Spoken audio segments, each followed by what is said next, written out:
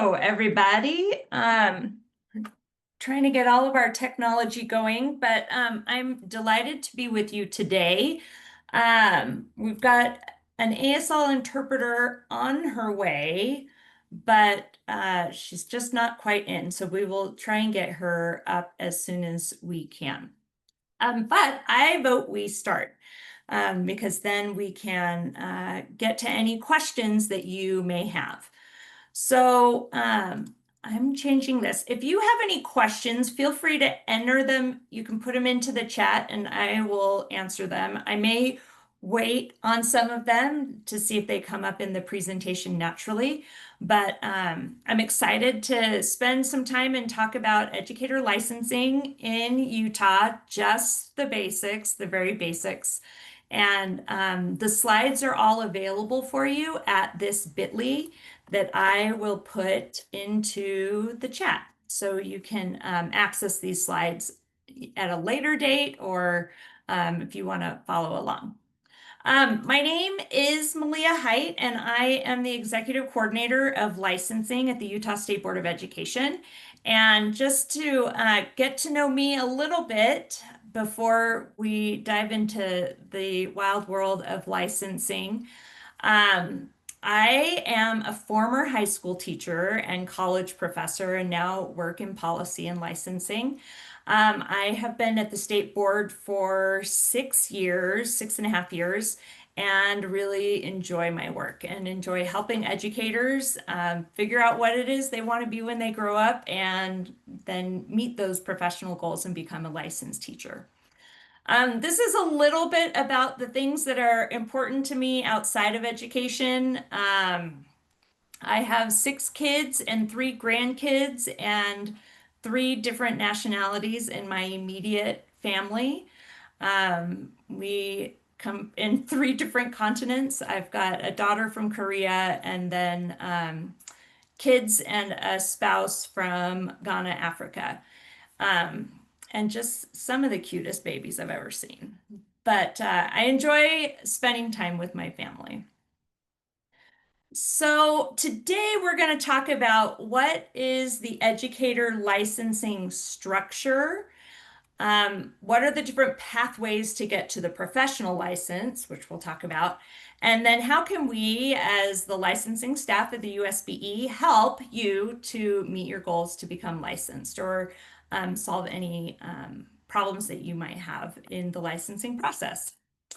So, most of the time, I have found that when people think about navigating educator licensing, this is similar to the picture that is conjured in minds. It feels confusing and you're not quite sure which road to be on. Are you on the right road? Are you on a road at all? It can be a little bit overwhelming and certainly intimidating, but the USBE has really simplified this process. And in collaboration with the state legislature in 2018, 2019, they super simplified the system. There used to be 42 different ways to get a license in the state of Utah, which is insanity.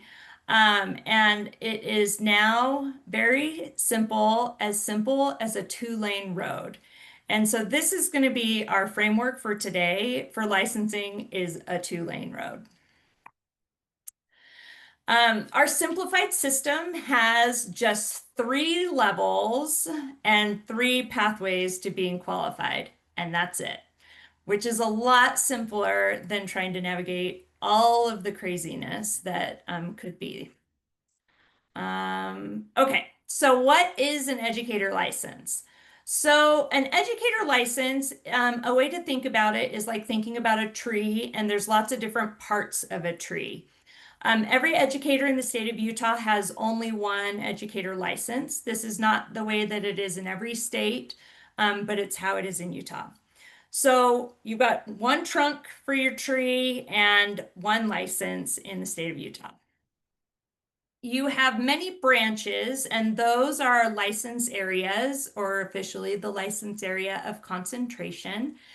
And these are the things like elementary, secondary, preschool special ed, school counselor, principal. All of those are the different kinds of educators that you can be in the state of Utah. And then on the ends of our license area branches, we have little leaves. And our little leaves are endorsements. And the endorsements are content specific that say if you're an elementary teacher, maybe you have a specialization in reading, or you have a specialization in um, English as a second language. And so those are content endorsements that you can add to your license area, which of course are attached to your license.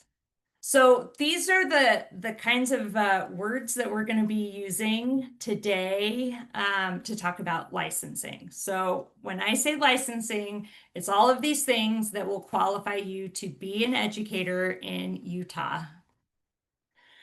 So this is a great overview of licensing. You can see that there's three levels of licensing. We're going to talk about those three different license types. Um, and then the license areas, those are those branches. These are the 14 that exist in the state of Utah.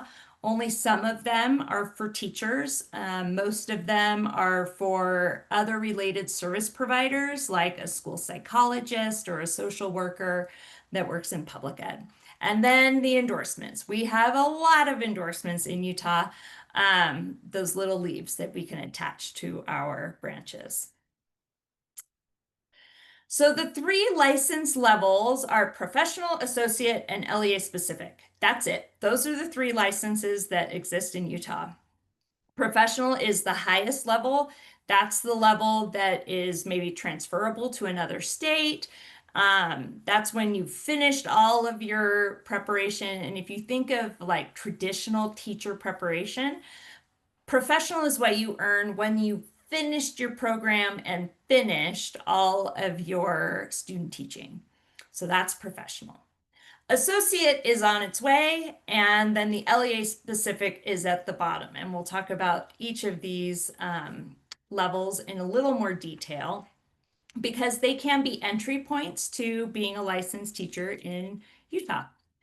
So here are the three levels with these are the minimum requirements for each of these three levels. If to work in the LEA specific, on the LEA specific license, this means that you are working for a school district or a charter school, a public school in Utah, and you haven't met all of your requirements yet. The associate license means you have some of your requirements done, but not all of them. And professional means you've got everything finished. So to go back to our model for the day, professional educator license is our goal. That's our destination for all educators, public educators in the state of Utah. That's where we want everyone to end up. And when you are on the road to getting to that professional license, there are two lanes. You can either take the road of a university-based preparation program to get to the professional license, or you can do an alternate preparation program. So these are your lanes. Within Utah, we've got some smaller little slivers within those lanes. We've got the university program is like going to Utah State University and doing a degree program to become a teacher. Apple, which is our alternative or alternate pathway to professional educator license, is how you become licensed. If maybe you already have a degree, maybe you have a degree in something else and now you want to be a teacher, you can work with a school district or a charter school to meet your license requirements. Apple SPED is for special ed to become a special educator, and that is in collaboration with the USBE special ed department. And then we have a third pathway called the UWrapped, which is a registered apprenticeship to become a teacher. So there's lots of these different ways all fit into our lanes. So either we have a university program or we've got an alternate program, which are any of these other three. And we'll talk about these in smaller details. So for the alternate ed prep programs, Apple SPED is for special education or preschool special education. So those are two of the branches that are on the tree of license. So special ed is K through grade 12, kindergarten through grade 12, and preschool special ed is just our ages 3 through 5, 6 before they start kindergarten, starting at age 3 when special ed services start.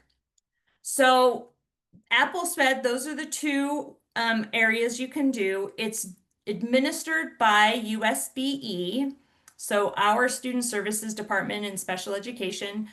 They are awesome. They hold everyone's hand to help them get through the process and to become professionally licensed.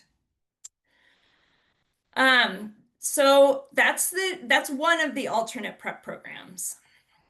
Um, when you are on this road and you get a teaching job and suddenly need a license, but you're not quite to the end of the professional road yet, that's where the associate license comes into play. So the associate license is perfect for somebody who is on the road to getting a professional license and needs to be licensed so that they can teach. So the minimum requirements are that you have a bachelor's degree, either you've finished it or you are in your student teaching and haven't quite finished the student teaching. And then we have some Canvas modules that cover some very basics about being a teacher, some of your legal requirements, just to make sure that you are aware of those. Some things around student safety and classroom management and special education services.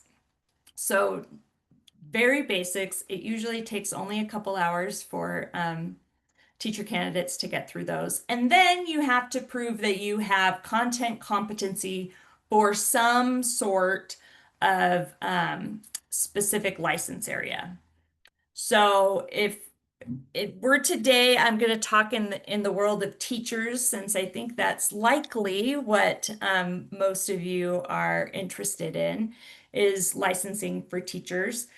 So you would have to show like some basic competency around just general knowledge stuff around writing, math, science, and social studies to do elementary, for example. If you wanted to be a high school science teacher, which is probably not this crowd, um, if you wanted to be a high school science teacher, you would just have to show that you have content competency within that field of science, so maybe biology. And if you have a degree in biology, that is an easy way for us to say, oh, you have met the competency requirements. We know that you know enough about biology to teach high school biology. And those are the very basic requirements for the associate license. And I think, Teresa, you're my Yes. interpreter? Okay, perfect.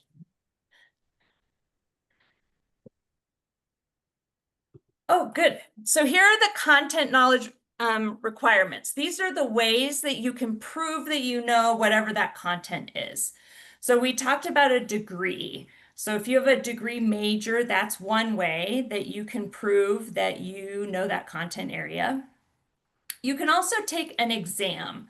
My degree is not in science, but if I wanted to teach science, I could take a science test, a praxis exam, and prove that I know that content. There are a lot of other ways. For example, in special ed, we have some training that we offer at USBE to help you get that minimum content competency so that you are qualified for the associate license. Okay, so the associate license is perfect if you're on the road. So if you're in the car and you're headed towards the professional license, this is the associate license is the perfect license for you. Sometimes you get a job working in a public school and you haven't met any of those associate license requirements. And that is where our LEA specific license comes into our system. LEA stands for Local Education Agency. It is a fast way to say a school district or a charter school. So, when we say LEA specific, we're talking about this is a license where you are licensed to teach at this specific school district. In the last year and a half, our road has been expanded. So we've gone from 2 lanes and we've actually expanded our alternate preparation program lane to widen it and make an easier pathway to the professional license. Oops. So our 3rd lane is the apprenticeship program.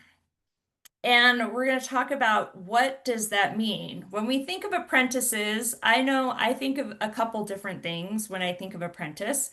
Either I think of Mickey in his giant apprenticeship hat trying to fight the walking brooms and the flood in The Sorcerer's Apprentice, or I think of apprentices in the world of trades, like carpenters and plumbers and folks who are learning how to do the job while they're working with someone who's an expert. And in teaching, the apprenticeship program is very similar. One of the ways that, or the way you get into that apprenticeship lane is that you have to have some college credits done and you have to have a job as an apprentice. So that's your entry road into that lane. If you want to get into the Apple or Apple Sped lane, you have to have a degree has to be earned. So you've got to have your bachelor's degree finished, and it can be in any field. So if you have a degree in English, but you want to be an elementary teacher, no problem. You can do Apple. If you have a degree in communication and want to be a special ed teacher, no problem. You can get into that Apple Sped lane. Typically, people who are in the Apple program are also working as a teacher in a public school. There are a few cases where somebody's maybe working as a paraeducator and enrolled in an Apple program, but those are the 2 things that you got to stop and make sure you're ready to go before you jump into that lane to get to the professional license. One of the things, I think there's 2 things that are important to think about when you are considering which lane makes the most sense for me to become a licensed teacher. And that is how long is it going to take and how much is it going to cost me? Um, the middle lane, our university traditional teacher prep lane, it is going to take you 4 years. Um, if you've got some credits done, maybe it will take you a few less than 4. And I know I have 2 boys in college. I know that the toll for that lane is very high. Um, and my kids go to a cheap university and it still is like buying a mid-sized sedan every year. So that can cost up to $60,000 for earning a university program and your license through a university program. If you're in the Apple lane, it can take 1 year to 3 years, depending on which program you have, how much training have you done. If you've been a preschool teacher for a lot of years in a program and now you want to transition into preschool special ed, one of the things that's really great about licensing in Utah is that Utah acknowledges that when you come to to the profession of teaching, you're bringing with you skills. And some of those skills that you've learned in other jobs are going to help you to be a good teacher and help you to demonstrate the skills that we want licensed teachers to have. So if you've already been working in preschool, that means you already know how to run a school. You know how to do circle time. and how to do a reading circle and how to work with kids and how to work with parents. And so those critical skills that you would need to be a preschool special ed teacher, you already have. And so the Apple SPED program would just make sure that you have them. They'd come and watch, and somebody would make sure that you have those competencies, but you wouldn't necessarily have to take another college course to demonstrate that.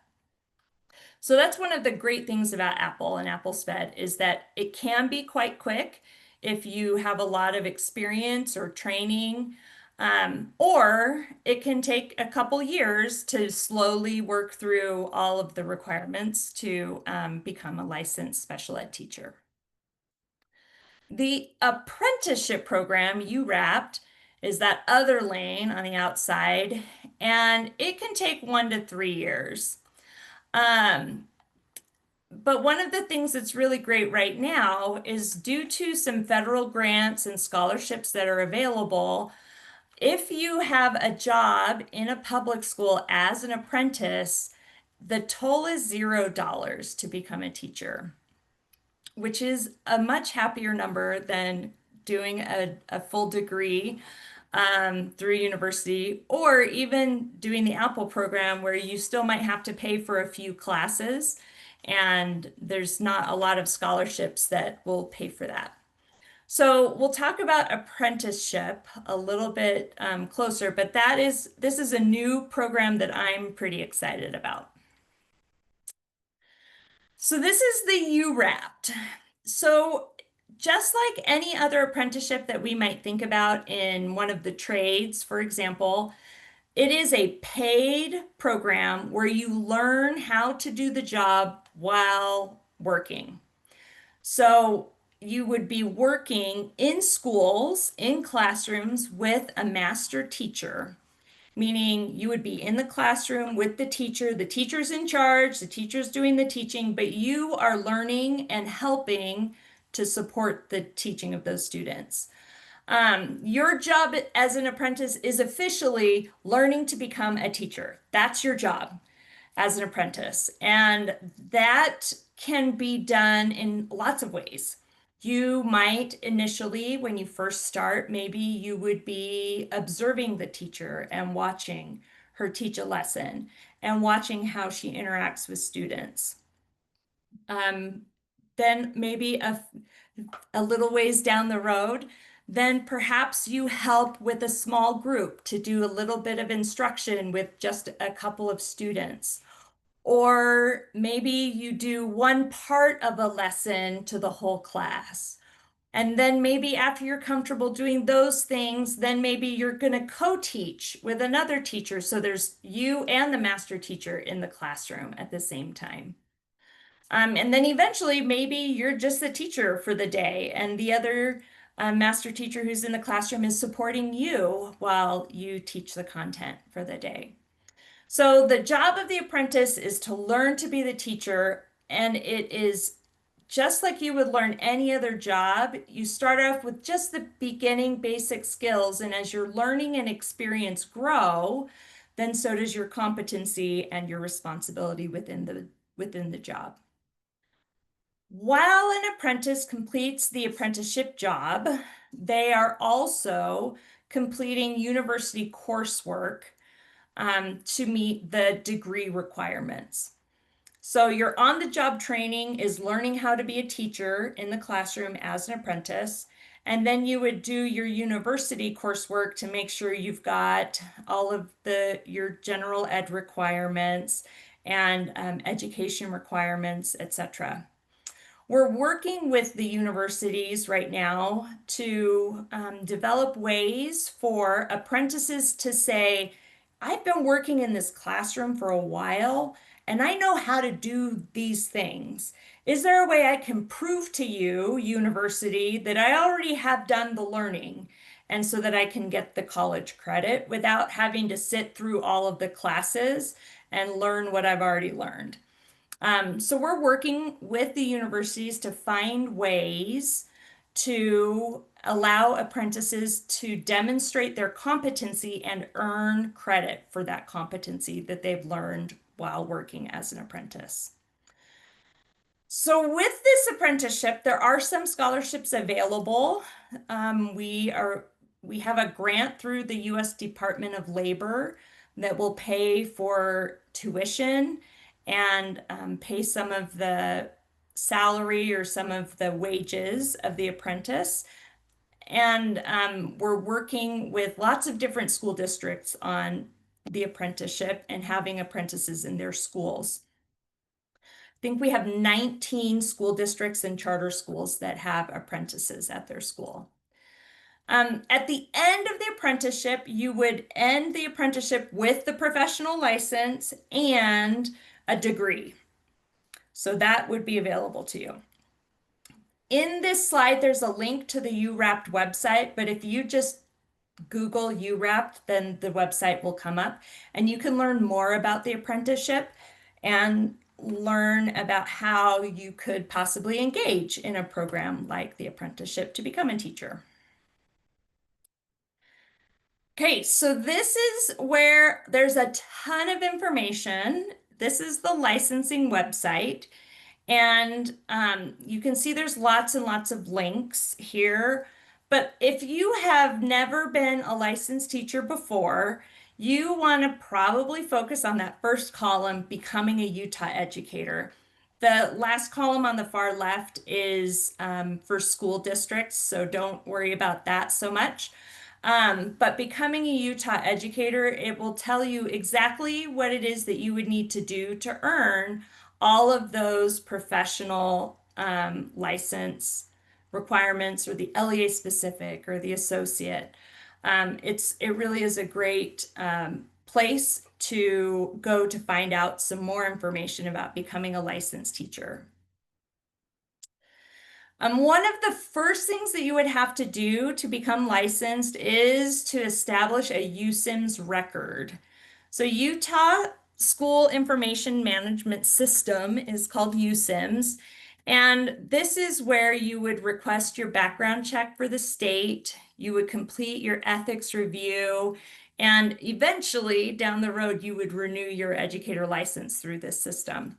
But this is one of the first places to start. So if you are interested in becoming licensed in the next year or two, this might be a great place to start to get your background check done and do an ethics review, which is a 20-minute multiple choice experience so that you can learn some of the ethical situations that you might be faced with as a teacher.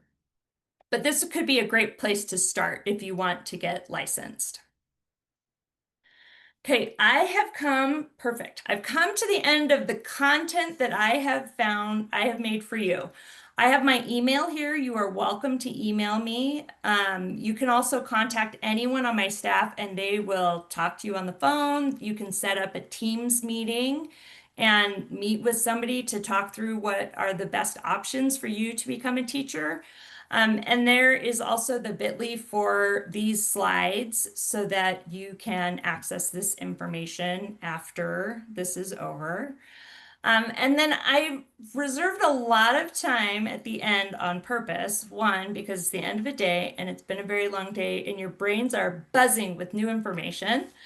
But second, if there are any questions that you have, I'm happy to answer those questions. It can be questions in general, it can be questions about your specific situation, whatever would be helpful to you. I am delighted to answer those questions. And I think you can just put them into the chat. I don't know that we have a way of oh, I can. Yes. I can even allow you all to talk. Haha. So if that is easier for you, you can come off mute and ask a question or put it in the chat. Or if you have no questions and you are ready to start your weekend, then you can do that too.